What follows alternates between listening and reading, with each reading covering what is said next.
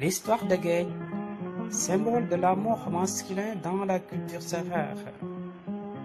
Il était un jeune homme phare et éperdument amoureux d'une jeune femme. Un jour, Gueye allait travailler au champ.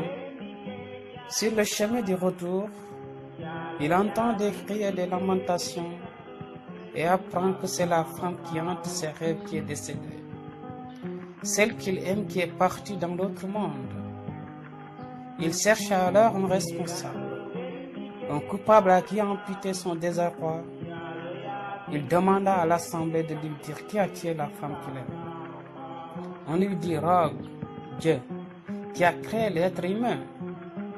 Sa douleur fut tellement immense qu'il ne put accepter une telle explication. Il entra alors dans sa cage, se prépara comme il était de coutume à l'annonce d'une guerre. Il prit son arsenal de guerre constitué d'armes blanches, d'arcs et de flèches. Décora son cheval comme on le faisait lorsqu'on part en guerre. Et devant une assistance médusée, mais comprenant sa colère, résistant aux supplications de sa mère, Gueye se saisit de sa lance, montant sur son cheval et s'envola vers le ciel pour aller faire la guerre à Dieu qui a tué la femme qu'il aime. Malheureusement, comme il n'y avait pas de témoin, personne ne sait comment s'est déroulée la bataille rencontre avec Dieu. L'histoire dit seulement que Gueye, quelque temps plus tard, est revenu sur terre seul, tombé du ciel, sans son cheval, sans armes, mais muet.